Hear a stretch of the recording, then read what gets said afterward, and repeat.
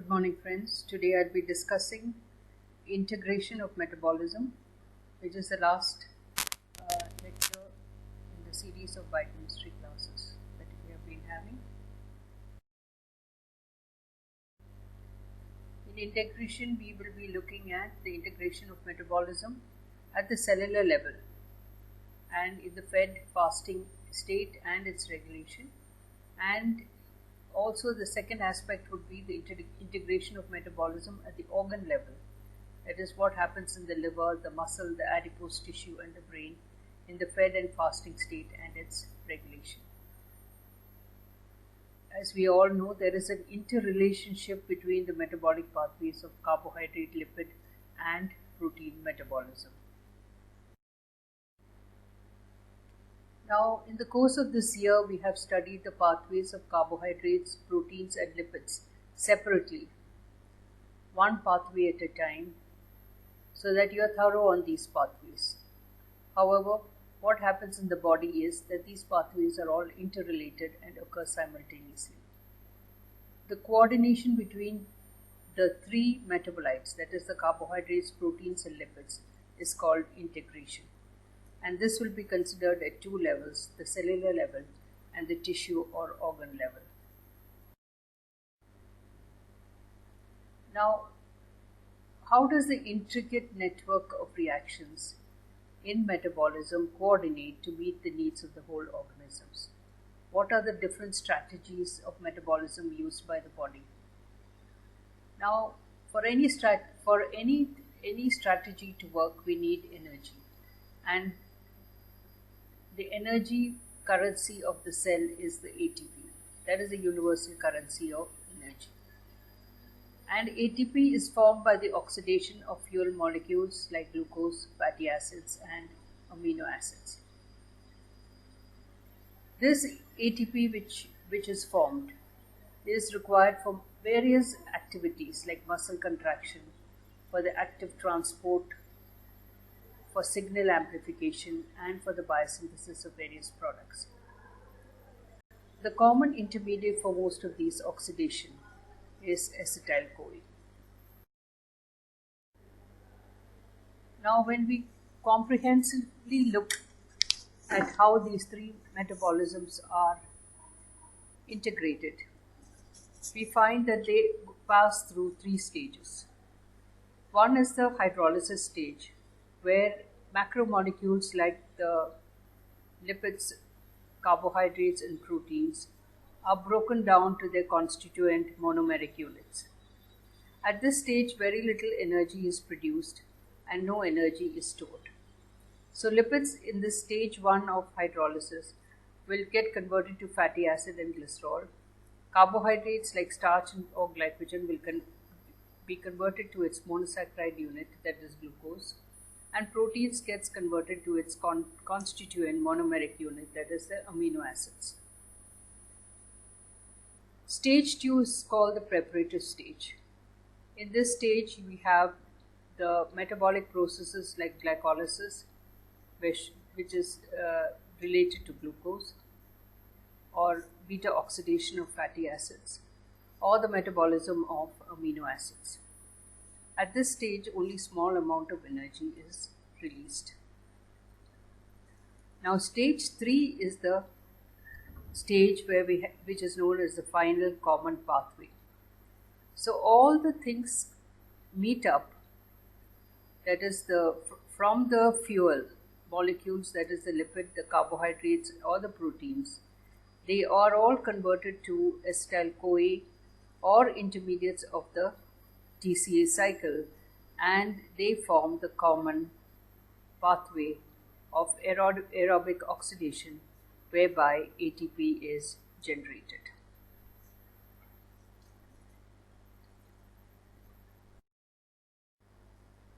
Now, another important substance that we require is NADPH. NADPH is a major electron donor in reproductive biosynthesis. So, it is mainly used in fatty acid synthesis, in hydroxylation reactions, in the formation of, by the action or for the utilization of mixed function oxygenases like cytochrome P450. NADPH is mainly provided by the hexose monophosphate pathway. Now, as you know that the biomolecules are constructed from a small set of building blocks, and the metabolic pathways that generate ATP or NADPH also provides the building blocks for complex biomolecules. Two processes of catabolism and anabolism are very closely related. On one side, we find that the macromolecules like carbohydrates, fats, and protein, which are the energy-containing nutrients, when they are catabolized, they give rise to ATP or NADPH or NADH or FADH, which ultimately gives rise to chemical energy. Now, these energy-depleted products are converted to carbon dioxide, water, or ammonia. Now, this ATP, NADH, NADPH, etc. are utilized by the precursor molecules of the macromolecules like amino acids, sugars, fatty acids, nitrogenous bases. These are the precursor molecules. They utilize the ATP or the NADPH or the NADH or FADH to get converted to the macromolecules like proteins, polysaccharides, lipids, or nucleic acids. So there is a very close relationship between the process of catabolism and the process of anabolism. And as you see, it is not only a close relationship, but it is also interrelated with each other. Now, we also find that in this integrated metabolic network of reactions, we see also there is compartmentalization of certain pathways of metabolism. For example, processes like glycolysis, the pentose phosphate pathway, or the fatty acid synthesis are occurring in the cytosolic part of the cell. Processes like TCA cycle or the beta oxidation of fatty acids are all occurring in the mitochondria or the ketone body formation. Certain pathways use both mitochondria and the cytoplasm for their pathway of reactions like gluconeogenesis and urea synthesis. Now, how do they communicate between the different compartments? This is through various intermediates or shuttle mechanisms or transport mechanisms.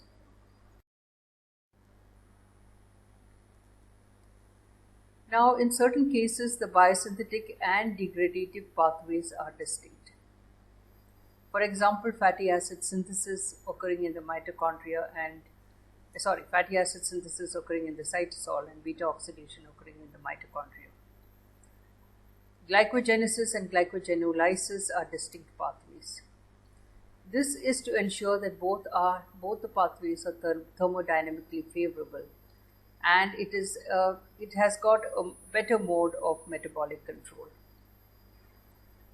So the biosynthetic and degradative pathways can be distinct, and they can be in different compartments. Thirdly, there are some recurring motifs in metabolic regulation.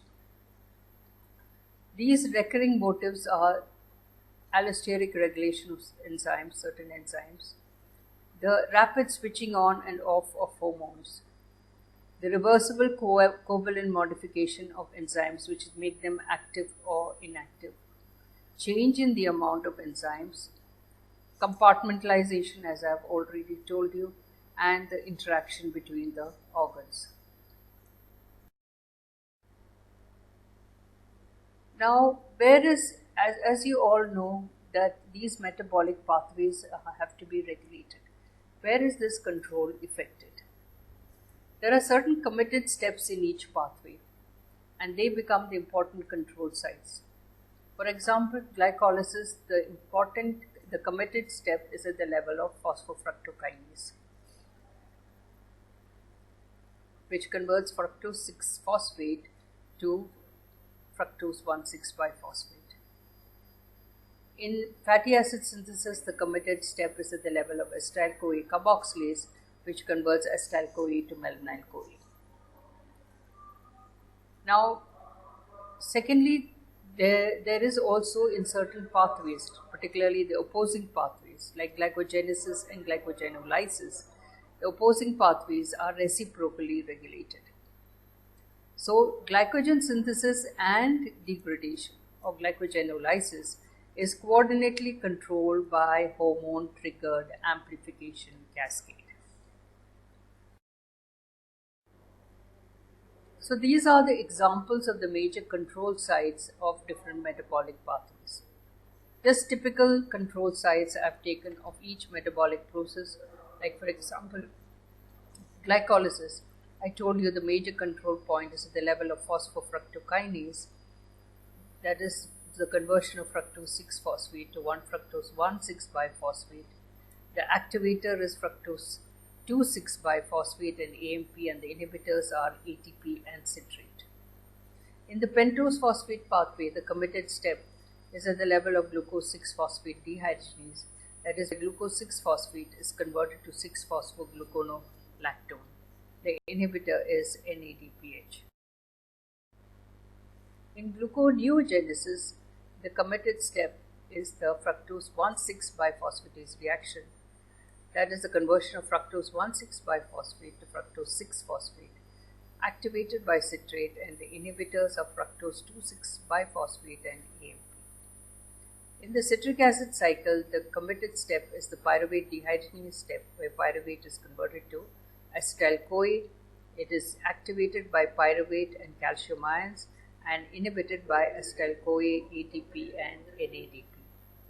In fatty acid synthesis, the committed step, as I told you before, is the acetyl-CoA carboxylase step, where acetyl-CoA is converted to malonyl-CoA, activated by citrate and inhibited by palmitoyl-CoA.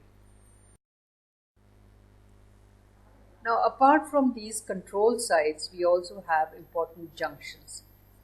So when we look at the whole metabolic pathway, we find that the important junction, one junction is the formation of glucose 6-phosphate from glucose. Because from this junction, it can go on to form various other products. Okay. The second very important junction is pyruvate, the formation of pyruvate through the glycolytic pathway. And the third important junction is the acetyl-CoA. So, as you can see, from acetyl-CoA, you can form the various other products, like you can form fatty acids, you can form ketogenic amino acids, you can form ketone bodies, you can go on to form citrate, carbon dioxide. From HMG-CoA, you can form cholesterol, etc.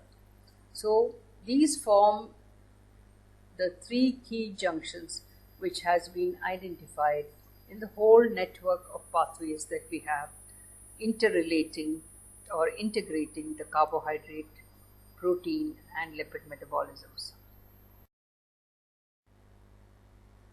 So when we look at the integration at the cellular level, we find that carbohydrates can be converted into fat. So in each of these you can see this is also organ-wise, but which we'll be dealing with in detail later.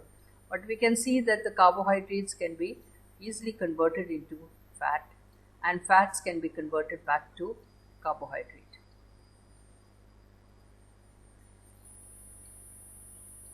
Carbohydrates can be converted into proteins, and proteins can be converted back to carbohydrates. It's also possible for conversion of proteins to fats. So this is the integration at the cellular level, which you have studied separately as different pathways, but now you can think about the fact that they are all integrating with each other.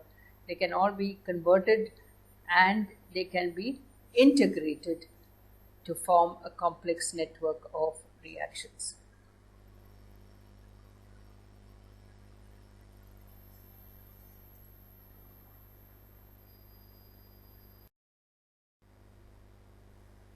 Now, what is happening in different organs? So, what we were talking about is the importance of all these pathways at the cellular level. Now, let's look at it at the level of the organs.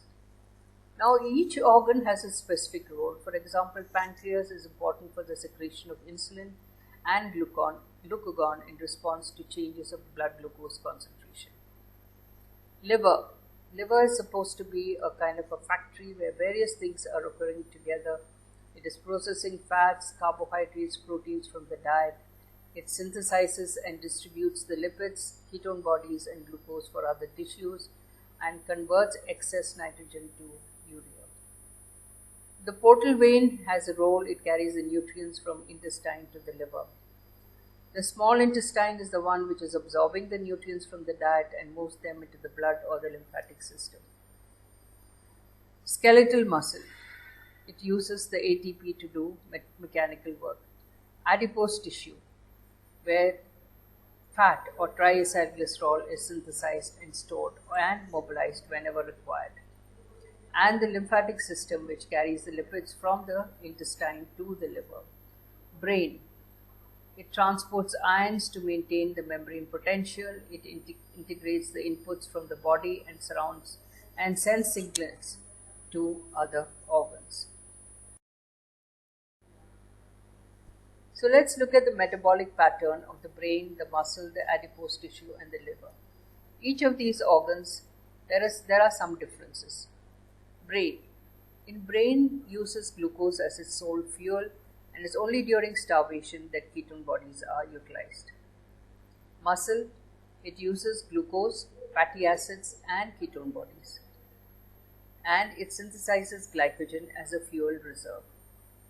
Resting muscle, fatty acid is the major fuel. Heart muscle uses ketone bodies, and adipose tissue is involved in the synthesis, storage, and mobilization of triacylglycerol. Now, liver, as I told you, is a major organ where diverse metabolic activities are occurring in the liver. It is mobilizing glycogen, or it stimulates gluconeogenesis to meet the glucose needs. It regulates lipid metabolism. It sends esterified fatty acid to the adipose tissue when the fuel is sufficient. And in the fasting state, the fatty acids are converted to ketone bodies. Now, looking at each of these organs separately. When the diet is normal, glucose is the fuel for the human brain. Around 120 grams per day is consumed, of which 60 to 70% is utilized. But during starvation, ketone bodies replaces glucose. Let's look at the metabolic profile of the muscle. The major fuel is glucose, fatty acid, and ketone bodies.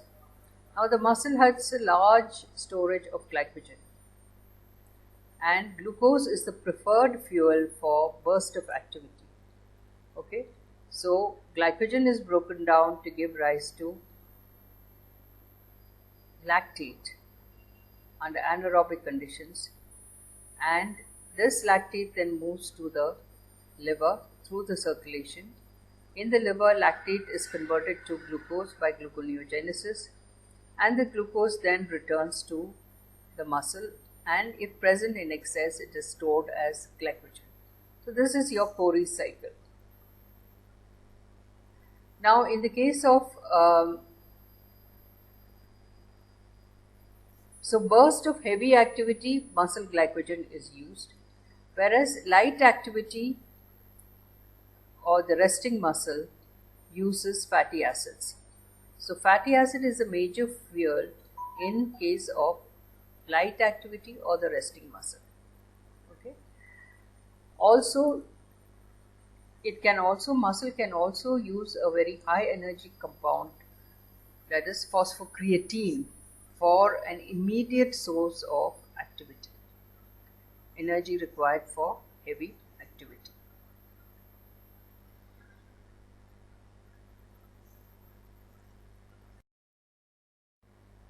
Now, what happens in the adipose tissue? As you know, the fat or triacylglycerols are stored in the adipose tissue, and this is an enormous reservoir of metabolic fuel.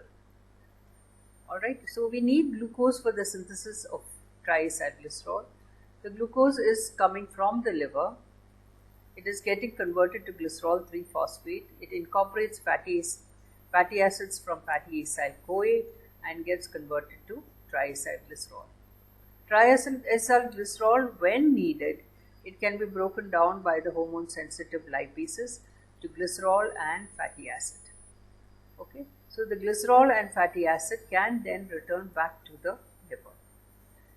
Now, what is the source of how does the fatty acid come from the liver? It is through VLDL. Okay, VLDL provides the fatty acids, which after it reaches the adipose tissue, it gets converted to fatty acyl-CoA, and glycerol 3-phosphate is incorporating the fatty acids from fatty acyl-CoA to ultimately form triacylglycerols in the adipose tissue. What is the metabolic profile of the kidney?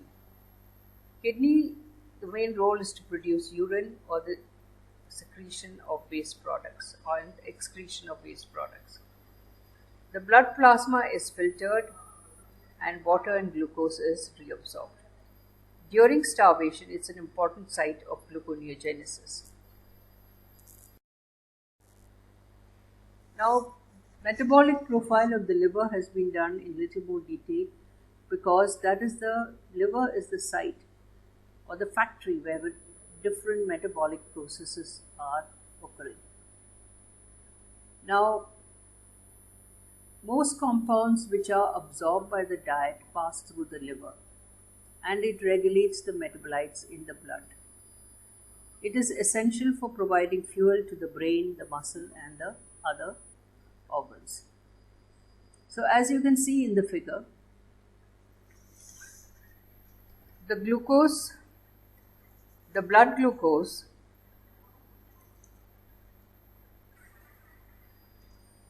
can be, if present in excess, can be stored as liver glycogen.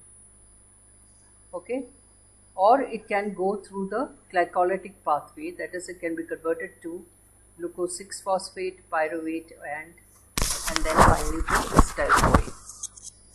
Glucose 6-phosphate can also be taken up by the pentose phosphate pathway, which is a shunt pathway to give rise to NADPH, and ribose 5-phosphate, which is important for the synthesis of nucleotides. Now, through the glycolytic pathway, you get pyruvate and acetyl-CoA. Acetyl-CoA is the starting material for cholesterol biosynthesis as well as for fatty acid synthesis, or it can also go towards the formation of ketone bodies. The fatty acids then get converted to triacylglycerol or phospholipids.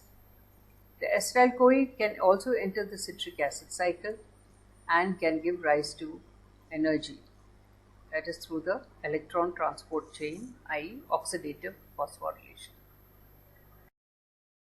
So this is the metabolism of glucose in a nutshell in the liver. Now, what is the metabolism of amino acids? The amino acids which have come in through the blood can be, if present in excess, it can be stored as proteins, or the liver proteins can be broken down to its constituent amino acids, which can then enter the blood and can be taken to the tissues to form tissue proteins. The amino acids by transamination can give rise to pyruvate. Amino acids can also be converted to ammonia and can be converted to urea through the urea cycle. The pyruvate, which is formed through transamination, can be converted by gluconeogenesis to glucose, and this glucose can be taken to the muscle where it is stored as glycogen. The pyruvate then can go on to form acetyl-CoA. Acetyl-CoA can enter the citric acid cycle and give rise to ATP through the process of electron transport chain.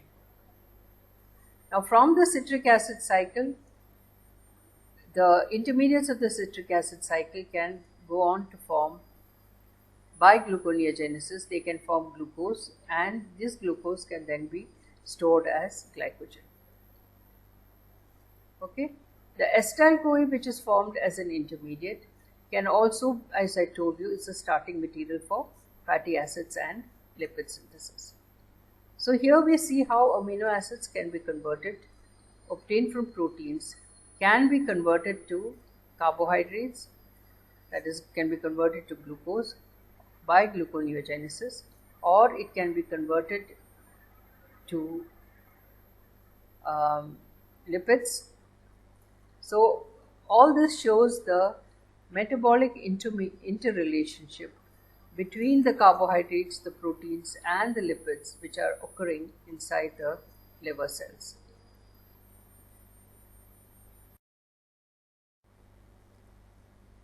Now, what is the metabolic activity of the liver with respect to lipids or fatty acids? Now, fatty acids when present in excess can be stored as the liver lipids. Fatty acids by beta oxidation can give rise to acetyl-CoA. During this process, NADH is formed, which then enters the electron transport chain to give rise to energy. The acetyl-CoA which is formed, it's a central molecule, so it has a lot of options, or it's a very important junction, as I told you before. What happens from this junction, that is or from this central molecule, that is acetyl-CoA? It can give rise to cholesterol, it can give rise to bile salts, it can give rise to steroid hormones, it can give rise to ketone bodies, or it can enter the citric acid cycle, and ultimately it can go along the electron transport chain to give you ATP. So these are the various metabolic activities of the liver with respect to lipids. The fatty acids can also be incorporated as plasma-like proteins, or it may be sent out into the blood as free fatty acids or esterified fatty acids.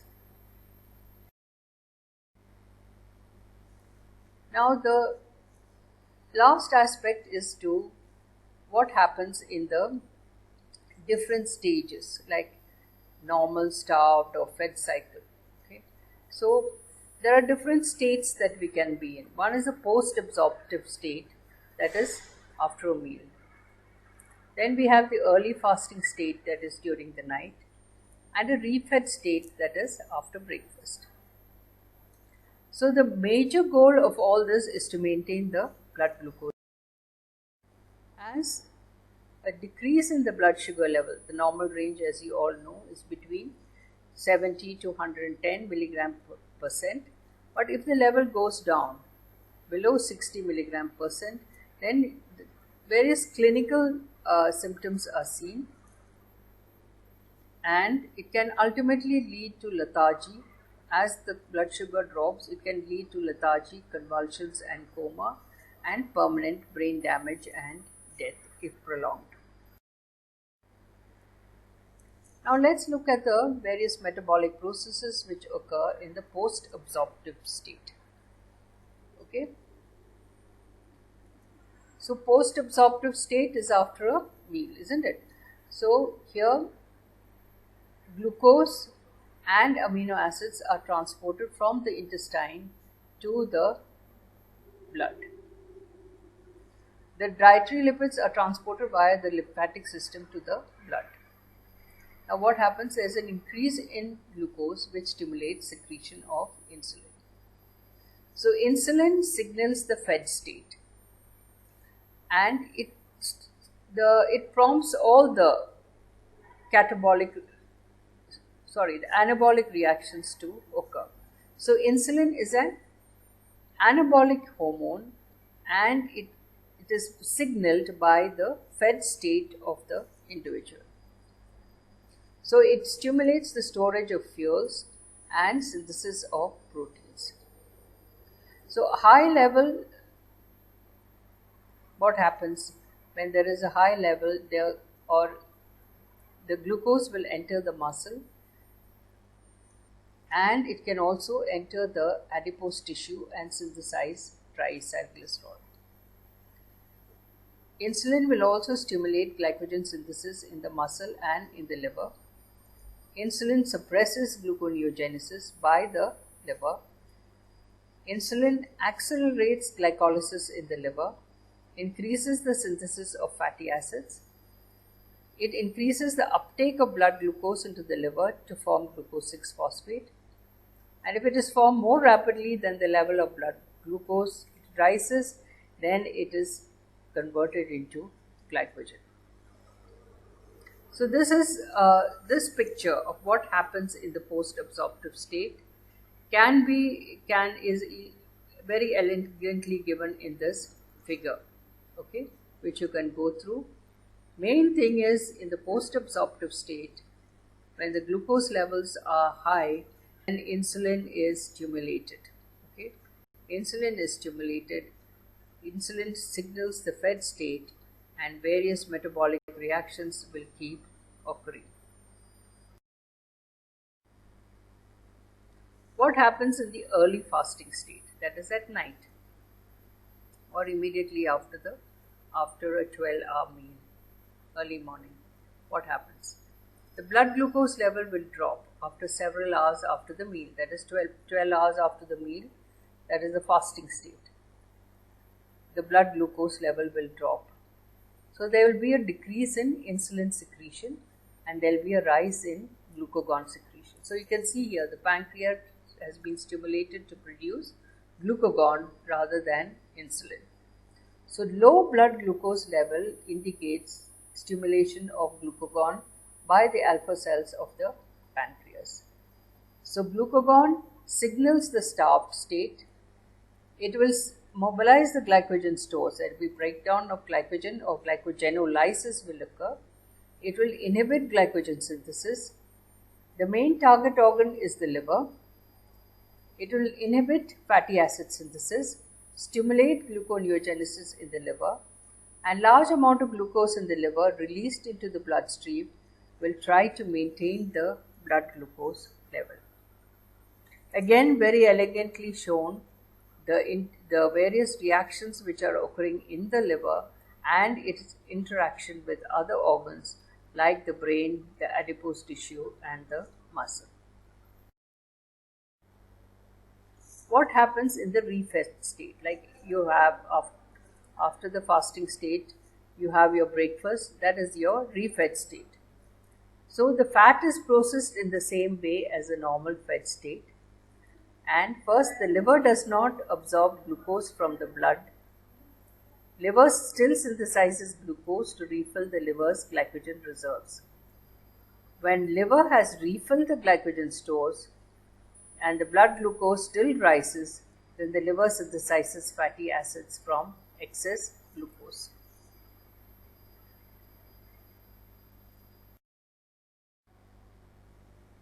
Now, all of these metabolic processes are integrated by a very important group of chemicals, that is the hormones.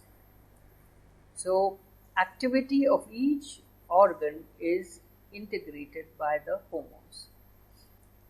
As I told you, the hormone insulin signals the fed state and is going to promote glycogen synthesis, triacylglycerol synthesis, and protein synthesis. The hormone glucagon indicates that the blood sugar level has dropped. So, it will stimulate the breakdown of glycogen, it will stimulate gluconeogenesis, and it will stimulate the hydrolysis of triacylglycerols. Catecholamines also is indicative of low glucose, same as glucagon, but its role is more in the muscle rather than the liver. So muscle becomes the primary target.